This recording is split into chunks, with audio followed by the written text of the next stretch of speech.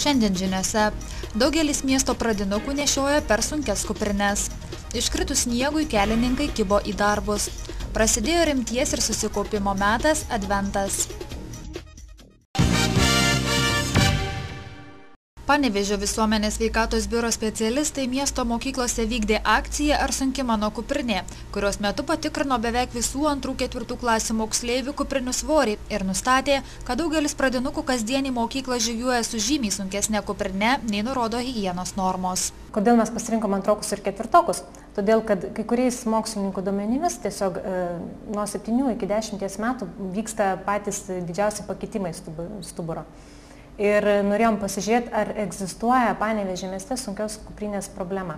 Pasvėrėme 97% moksleivių kuprinių ir yra tokia situacija. Tyrimo metu nustatyta, kad 37% mokinių kuprinės viršė daugiau negu 10%.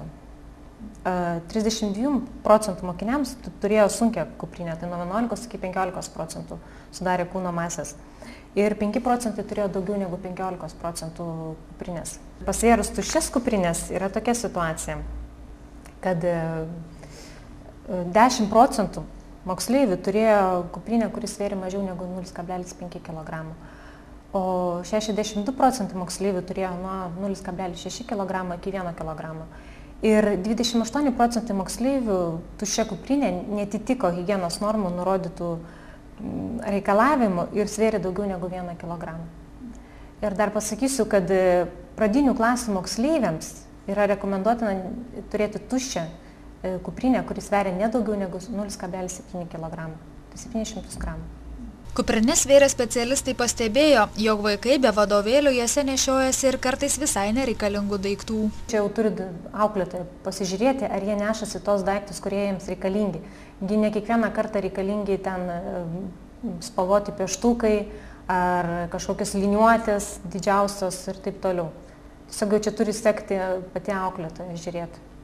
Mokyklą. Ir mes vis tiek teiksim kažkokias rekomendacijas švietimo skyriui, kad jie pasižiūrėtų tiesiog, kokia yra situacija ir kad reikia kažką keisti. Per sunki našta ant pradinuko pečių gali lemti netaisyklingą laikyseną, stuburo iškrypimus ir kitas judamojo aparato problemas. Antrokai serga mažiau, turi mažiau skeleto raumenų sutrikimų, nors neša sunkesnės kuprinės. O ketvirtokai neša lengvesnės kuprinės, bet turi daugiau skeleto raumenų sistemos sutrikimų.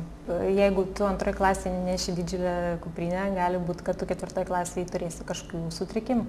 Higienos normos nurodo, kad pradinuko kuprinė neturi viršyti 10% mokinio kūno svorio. Į Lietuvą atėjus šalčiams ir iškritus pirmajam sniegui į darbus kibo ir kelininkai.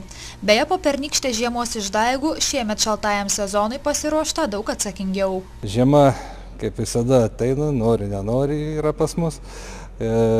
Jeigu per kurį laiką 10–12 metų mes kaip ir atpratom nuo rimtų žiemų, tai jau pernai parodė, kad žiemas vis dėlto Lietuvoje yra.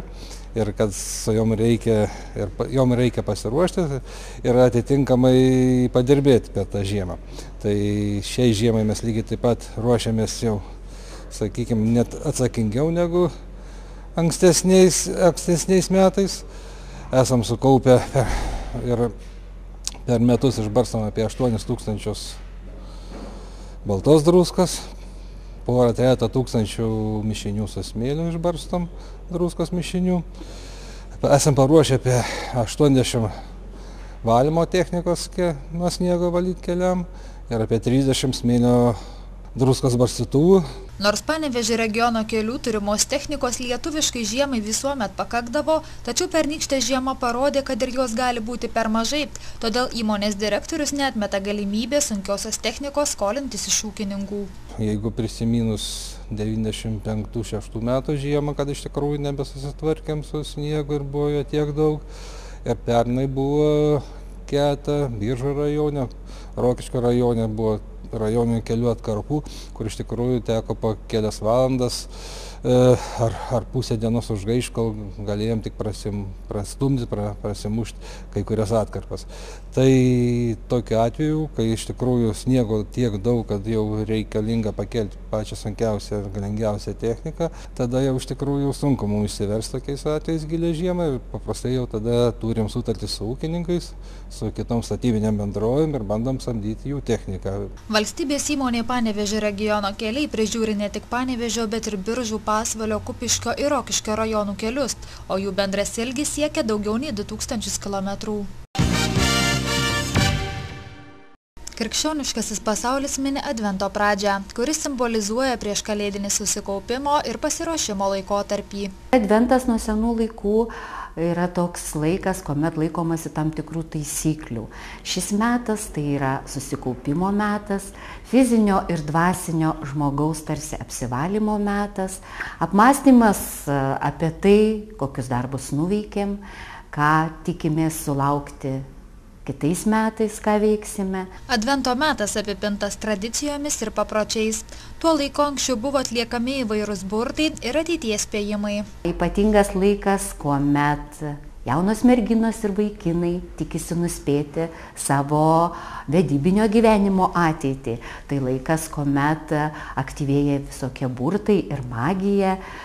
Taigi Švento Andriejaus dieną, tai yra jau rytoj, jaunos merginos galėtų nusiskinti vyšnio šakelę. Dar būtų gerai, kad iš svetimo sodo, niekam nematant, ją pamerkti. Ir jeigu kūčių vakare, kalėdų ryte vyšnio šakelį pražydės, vadinasi, kitais metais merginos ištekės. Taip pat yra žinomas toks paprotys, kaip sėti kanapes.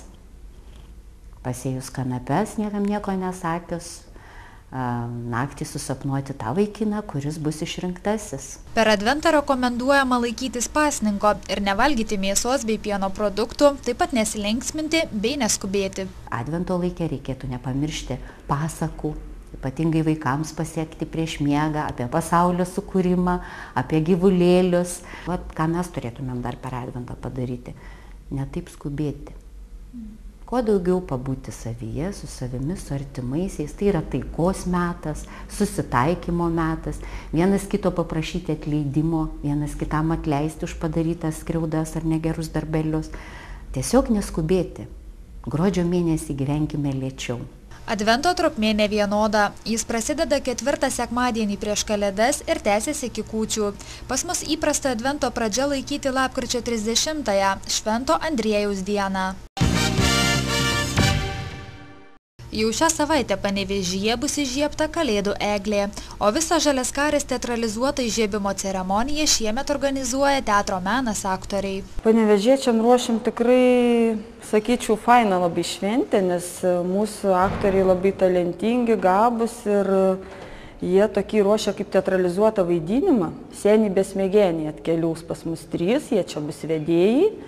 Ir jie bendraus su vaikais, žais, žinom, Arsenis Šaltis, mūsų teatro atstovas. Ir labai planavome, kad Arsenis Šaltis su arkliukais atjautų. Bet nežinom, kokie orai iš tikrųjų ir nežinom, kaip su tuo arkliuku. Šiaip tai Arsenis Šaltis labai norėtume, kad elnę padarytume iš arkliuką. Susirinkusių į eglės įžiebimo ceremoniją lauks ne tik besmegenių šeima, Kalėdų senelis, bet ir saldžios rengėjų dovanos. Bus saldainiai dalinami, bendraus Arsenis Šaltis su vaikais ir šoks. Žinoma, vyks ir prekyba, galės tėveliai vaikučiams nupirkti ir suvenyrų, ir balionų, ir šviečiančių žaisliukų. Ir dar planuojame, kad būtų arbata, kava dalinama, nes gan šalta bus, tai kad nesušaltų tėveliai ir vaikai. Tik tiek noriu pasakyti, kad gruodžio 3 dar nesibaigė, dar tik pradžia į pačią gražiausią šventę. Ir kviečiame pas mus į teatrą pasižiūrėti spektakliuką, štai ir atėjau. Taip pat su Senelio Šalčio programa ir labai lauksim visų. Kalėdų eglės įžiebimo šventė Panevėžyje vyks jau šį penktadienį.